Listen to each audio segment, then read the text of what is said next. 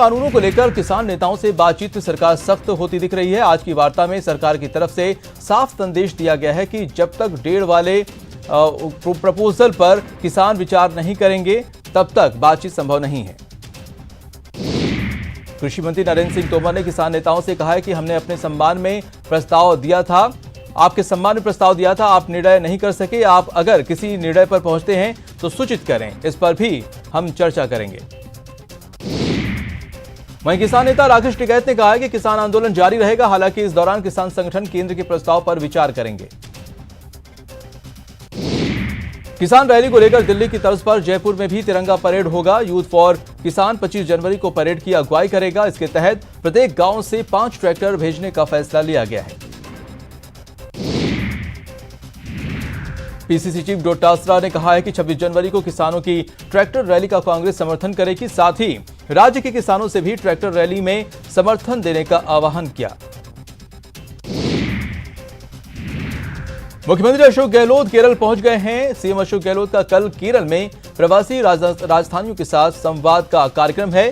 CM Gehlot कल शाम को ही जयपुर के लिए रवाना हो जाएंगे। दिवंगत कांग्रेस नेता अहमद पटेल के बेटे फैसल पटेल ने जयपुर में पीसीसी चीफ गोविंद सिंह डोटासरा से मुलाकात की। फैसल पटेल इन दिनों जयपुर के दौरे पर हैं। दोनों के बीच कई मुद्दों पर बातचीत हुई। बीजेपी के प्रदेश अध्यक्ष सतीश पूनिया ने फिर से राजस्थान में मध्यावधि चुनाव होने का दावा किया। उदयपुर में बोलते हुए पूनिया बोले कि राज्य सरकार की हालत खराब है, जनता को नए विकल्प की तलाश है। राहुल गांधी एक बार फिर कांग्रेस की कमान संभाल सकते हैं। दिल्ली में कांग्रेस की वर्किंग कमेटी की बैठक में पार्टी के संगठन चुनाव मई में कराने पर सहमति बनी। माना जा रहा है कि संगठन चुनाव के बाद जून में नए अध्यक्ष का चुनाव हो सकता है। बैठक के बाद संगठन महासचिव केसी वेणुगोपाल ने कहा है कि सीडब्ल्यूसी ने तय किया है कि जून 2021 तक हर हाल में पार्टी का नया अध्यक्ष चुन लिया जाएगा। सुरजेवाला ने बताया कि सीडब्ल्यूसी मीटिंग में 3 प्रस्ताव पास हुए हैं। उन्होंने कहा कि पहला प्रस्ताव आंदोलनरत किसानों को लेकर है, दूसरा प्रस्ताव कोरोना वैक्सीन के बारे में था, वहीं तीसरा प्रस्ताव राष्ट्रीय सुरक्षा को लेकर था। पीएम नरेंद्र मोदी ने अपने संसदीय क्षेत्र वाराणसी में कोरोना टीकाकरण अभियान के लाभार्थियों और टीका लगा चुके लोगों से बात की। इस दौरान पीएम ने कहा कि पहले तो जल्दी टीका लाने के लिए दबाव बनाया जा रहा था, अब जब टीका लगने लगा है तो इस पर राजनीति की जा रही है। पश्चिम बंगाल की सीएम ममता बनर्जी की मुश्किलें बढ़ती जा रही हैं। आज राज्य के वन मंत्री राजीव बनर्जी ने पद से इस्तीफा दे दिया। इससे पहले 5 जनवरी को खेल मंत्री लक्ष्मी रतन शुक्ला ने भी पद से इस्तीफा दिया था। तृणमूल कांग्रेस ने अपनी ही पार्टी के विधायक के खिलाफ एक्शन लिया है। टीएमसी की अनुशासनात्मक समिति की बैठक में जगमोहन डालमिया की बेटी वैशाली डालमिया को पार्टी से निष्कासित कर दिया गया।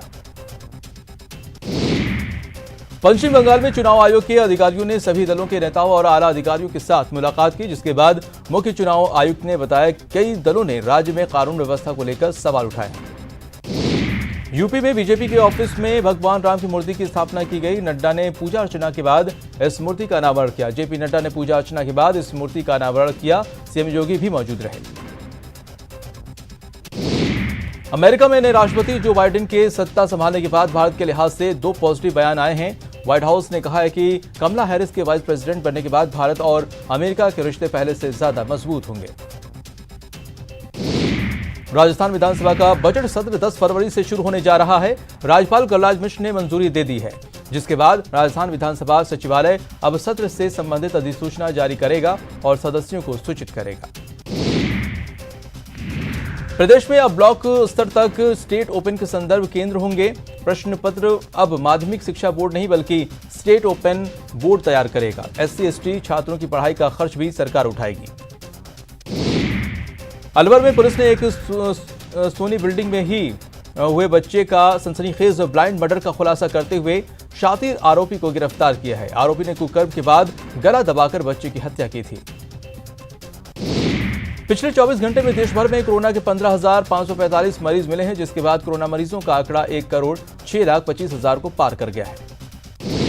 वडोदरा में भी कोरोना के केस लगातार कम होते जा रहे हैं। पिछले 24 घंटे में 201 पॉजिटिव केस सामने आए हैं, जबकि आज कोई मौत नहीं हुई। प्रदेश में संक्रमितों का आंकड़ा 3,16,000 के पार हो गया है। तमिलनाडु के नीलगिरी में किसी शख्स ने जलते टायर को हाथी के ऊपर फेंक दिया था। टायर कान में फंसने से हाथी घायल हो गया और इलाज के दौरान उसकी मौत हो गई, जिसका वीडियो वायरल हो रहा है। बॉलीवुड अभिनेता सुशांत सिंह राजपूत के नाम पर दक्षिण दिल्ली के एंड्रयूसगंज में एक सड़क का नामकरण किया जाएगा। इस प्रस्ताव के लिए नगर निगम ने भी मंजूरी दे दी है। प्रसिद्ध भजन गायक नरेंद्र चंचल का आज दिल्ली में निधन हो गया। पीएम मोदी, सीएम गहलोत और केंद्रीय मंत्री शेखावत समेत कई दिग्गजों ने ट्वीट कर दुख जताया।